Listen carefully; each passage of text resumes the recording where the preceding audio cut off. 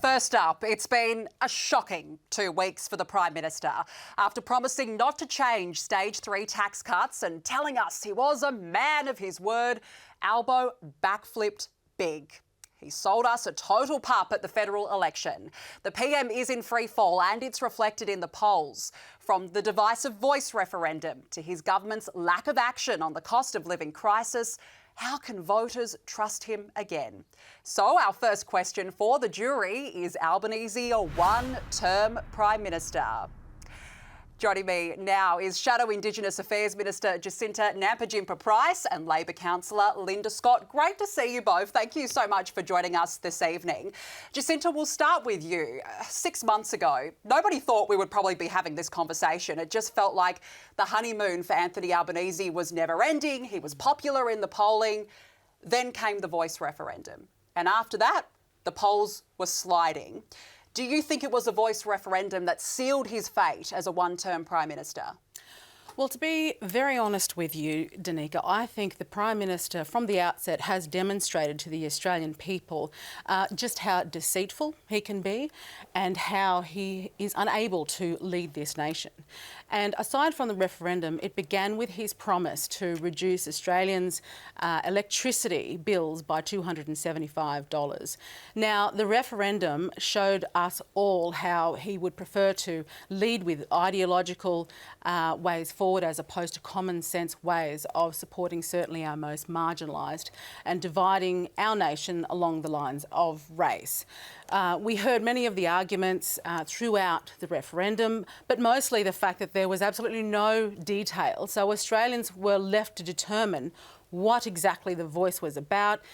It was not demonstrated with any clarity how it was supposed to improve the lives of our most marginalised, and therefore Australians, I believe, looked through the Prime Minister's deception. And that is why we had the result that we had with the referendum, and the circumstances certainly have not changed on the ground for our most marginalised going forward. And of course, as you've mentioned, with the current proposed new tax cuts, yes, he's backflipped, and he continues to backflip to the Australian people. Yeah, and this is the problem now, Linda, is there's a credibility issue because he's come out and said, I am a man of my word, but he's backflipped on a key election promise. He also made Australians go to the polls in the middle of a cost of living crisis to vote on something that they simply weren't interested in. Has this impacted him now moving forward? I think that Prime Minister Anthony Albanese will proudly run on his record into the next election, and that is a record of creating 561,000 new jobs, the fastest growing job record for a government. He's got a great record of $23 billion of cost of living relief. And of course, the latest decision to provide every tax-paying Australian with a tax cut is the right decision for this time. I think nobody could accuse the Prime Minister of not making a decision here in the interests of all Australians, and that's what he's done. The real question now is whether Peter Dutton and the opposition will stand in the way of every working Australian getting some form of tax relief. Well, I guess this tax relief, though, the changes, Middle Australia will only end up with about $16 extra a week. Given that the cost of petrol's gone up, rental, the housing crisis, is that really enough? Why should voters be thanking him? Well, voters should be looking at their decision at the next election in light of the record. And I think what we've seen from Prime Minister Albanese is an incredible record of focusing policy area after policy area towards their cost of living relief. We're talking about cheaper childcare. We're talking about free TAFE places. We're talking about getting real wages moving for the first time in a decade. Rent relief, income relief for those on our lowest incomes in Australia. This whole $23 billion package of cost of living relief is making a difference, and it's doing so and not increasing the pressure on inflation. That's a really economically challenging thing to do, but Anthony Albanese and his government have delivered the right outcome for Australia. It's what we need now. I guess just into the big test will now be the Dunkley by-election, which is coming up in March. Labor should theoretically be quite safe with that seat. It's held on a margin of just over 6%. If Labor retain Dunkley, how will you argue against the changes to the tax cuts? Look, I think these decisions are decisions that have been made on the run by the Prime Minister. I mean, you know, we're talking about sort of a short-term solution. If we look forward, Treasury has demonstrated recently through their documents that it will be at a cost of $28 billion in the next 10 years, and somebody has to pay for that. And unfortunately, you know, I've yet to see, and these tax cuts are supposed to take place in July. People are hurting right now because of the cost of living.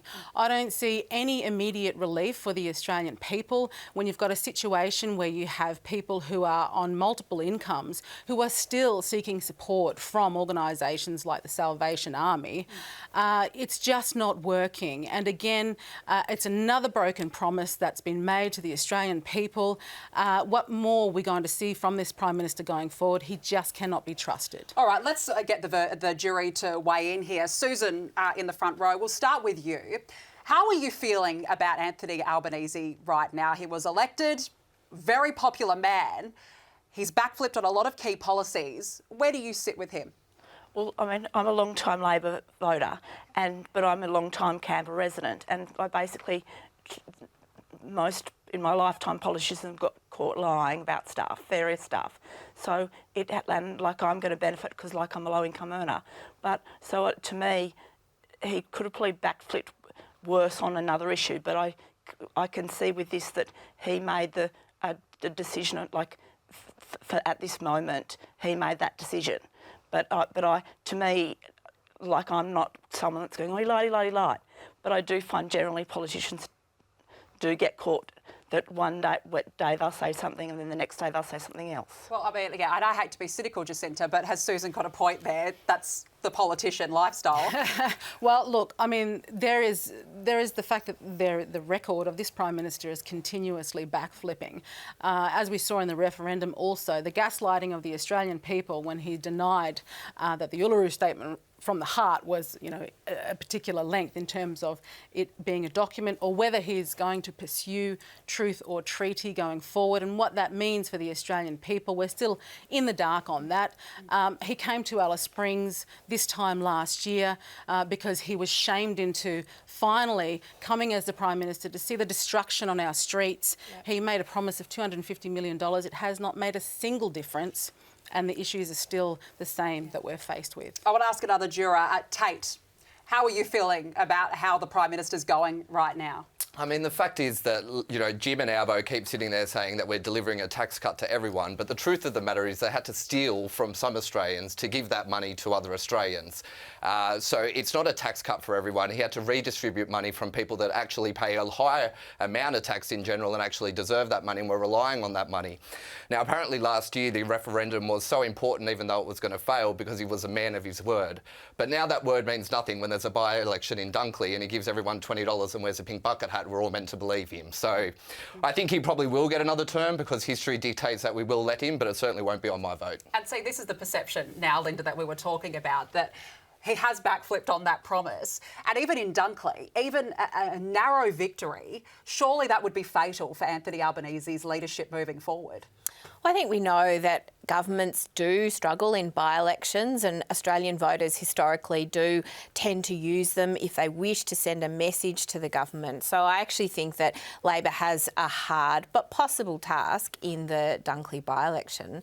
The job of the government, though, is to listen to the people, to make sure that they're doing what's in the public interest. And I think over time, as Australians assess the possibilities of having Peter Dutton as their Prime Minister, a return to dysfunction and division and culture wars, they'll look favourably on the prospect of having Prime Minister Albanese serve another term. Because let's just remember that record, actually cutting under the Abbott government $500 million from remote Indigenous communities, and during Labor's term opposing income support increases, opposing rises in real wages. These are the things that Australians want their government to be doing. We're yet to see if he'll oppose the tax cuts for all Australians, but these are important things that Australians want to see government delivering. Jacinta, I'll just give you the final word on that realistically. Is Peter Dutton the man that's going to take over from Anthony Albanese? Well, I think if all the Prime Minister has is to try to compare compare himself to Peter Dutton. He's got a long way to go before he can convince the Australian people that he can continue, because his leadership has been abysmal. And certainly in the area that I'm concerned with, he has failed to support my call for an inquiry into land councils, the statutory authorities and the spending that goes on with for our most marginalised Indigenous Australians, so that we can better support those people. He's failed to actually acknowledge any of those very critical issues. So. OK. All right. Well, look, you've both had your say on the matter. It's time to call now on the jury. Jurors, you have 10 seconds to decide. Is Albanese a one-term Prime Minister?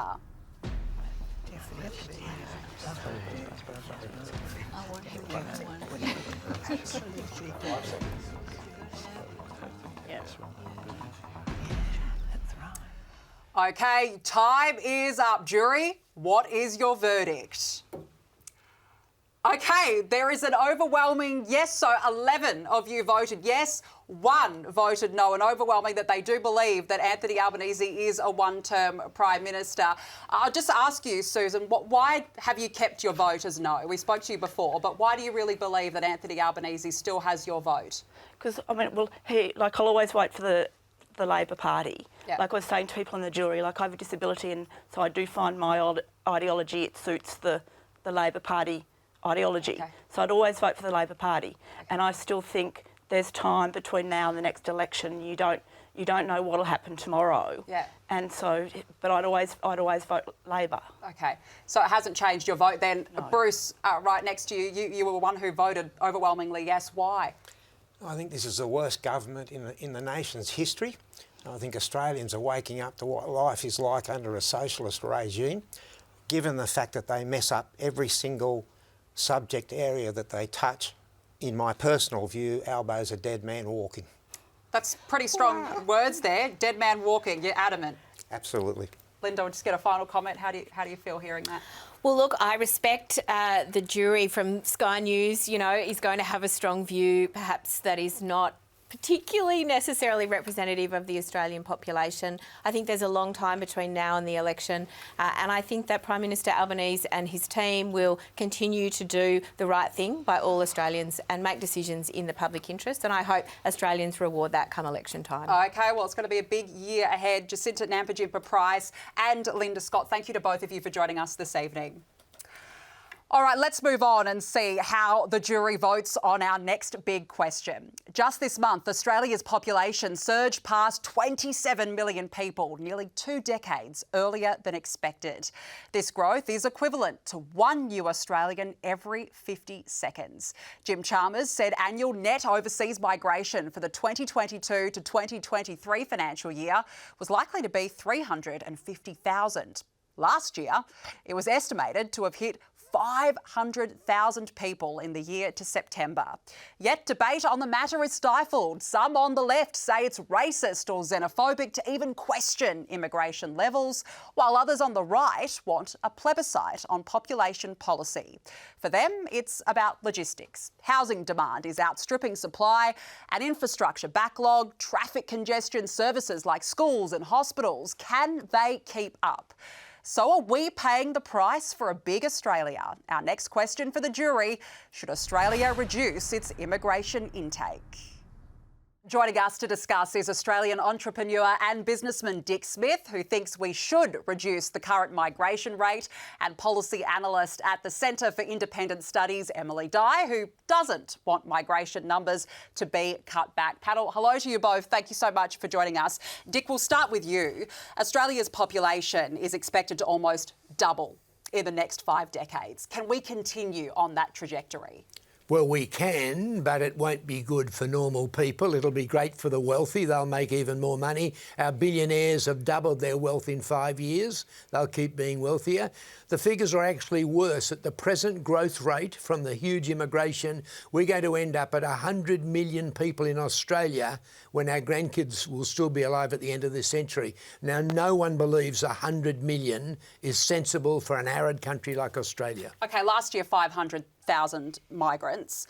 Give me a figure. What should be the annual figure? The figure should be about 75,000 a year. Up until Paul Keating, when he was Prime Minister, I'm pro-immigration. I think it's really fantastic. But 75,000 a year will round off our population at about 30 million, and that sounds a pretty sensible number to me. Having more people normally means you're spreading the wealth, and with more people, everyone gets less. Okay, Emilie, you are a migrant yourself. You came to Australia 5 years ago from the US.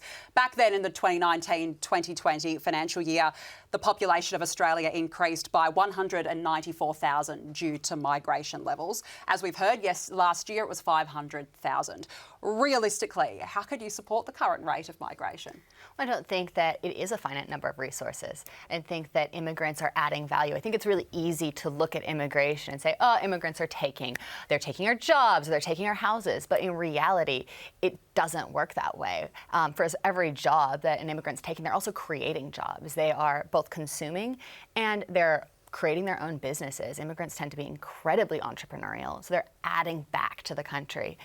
They are the ones that are often working on the construction crews, building those houses. So it's easy to blame immigrants for policy failures, for issues like housing affordability. But when it comes down to it, in general, immigrants are just adding to our society and making us richer, making us all richer, not just the people at the top. Okay, well, some have said that Australia's immigration program is that of a Ponzi scheme, that realistically politicians rely on immigration to, for example, prop up the GDP. What would you say to that?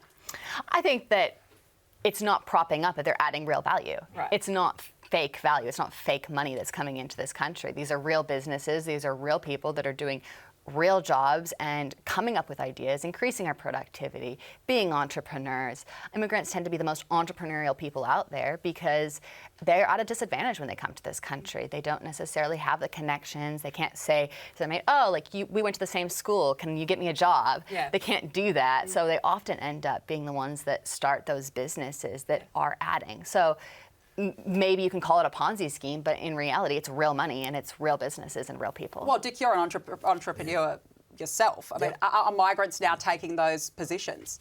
No, but here's the problem. We're not a manufacturing country like China. Okay. We actually make our money exporting minerals and primary industry. And you don't actually need a lot more people to do that. So my belief is double the number of people in the country, and most people are worth half as much. And a good example of a country with a small population is Norway. It has 5 million population. It's similar to Australia. It makes its money not from manufacturing, but from selling oil and gas, just as we sell minerals. And their GDP per head is a third more than ours. In other words, they're more successful than us with a 5 million population. That's sensible. Look, every Australian family has a population plan. They don't have 20 kids. They have the number of kids they can give a good life to. Our politicians should have the number of people in Australia we can give a good life to. That's not happening at the moment. Young people can't afford a house. Yeah. You're in traffic gridlock. Things are getting worse and worse. But what about there's also a skills crisis in this country? Why can't migrants take those roles? Well, we could make the effort and train. We have 500,000 people out of work. When I owned Dick Smith Electronics, at one stage we did bring in skilled migrants, but then we decided we'd train them ourselves, and it was a better way to go. It cost a bit more money, but it was a very successful way to go. With 500,000 people out of work, we should be able to train people. Okay, it just feels like there's not a lot of leadership on the matter. Were you going to say something? Sorry. Oh, I was going to jump in and say we can't blame immigrants for the housing policy issues and the housing crisis. That is not the fault of immigrants. That's not the fault of people that are having babies either. We have people, we should be providing for those people, and we're just blaming the victim if we're saying, oh, our population's too high, that's why we can't house people. That's a political ploy to take the heat off of the politicians that have decades of poor housing policy, have restricted the supply of housing, and even the reduction in immigration over COVID impacted our housing supply because we didn't have the people building those houses. So really, we'd just be shooting ourselves in the foot, and for what?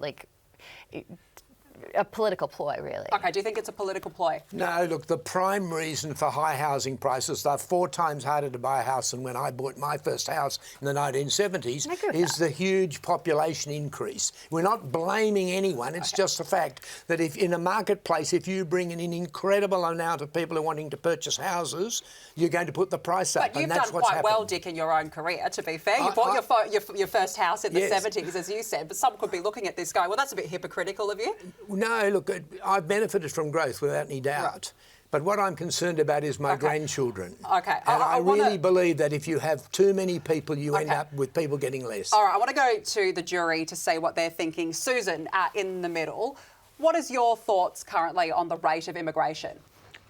I believe it's too high. Okay. I live in Sydney and the gridlock that's there, it's just the number of people. I don't think it's a political ploy so much as it's a rational decision that it should be reduced. Okay. Or, instead of that, you could sort of say, well, if we bring in immigrants, they should be moved out of the big cities into more regional areas. Okay. There doesn't seem to be anybody even putting that forward. So I'm against... You're against. So, Agnes, just quickly. I agree with Susan and I agree with Dick.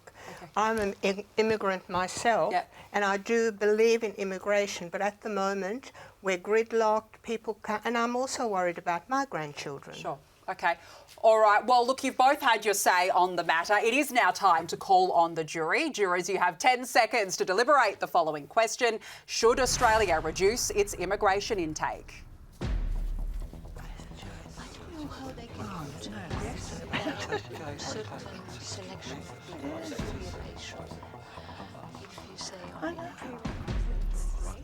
Okay, time is up. What is the jury's verdict? Okay, we've got 3 no's and 9 yeses. So our jury overwhelmingly believe that Australia should reduce the rate of immigration. Julie, you voted no. Why? Well, firstly, to address Dick's points, just a couple of points. The shortage of housing is not because of increase in immigration.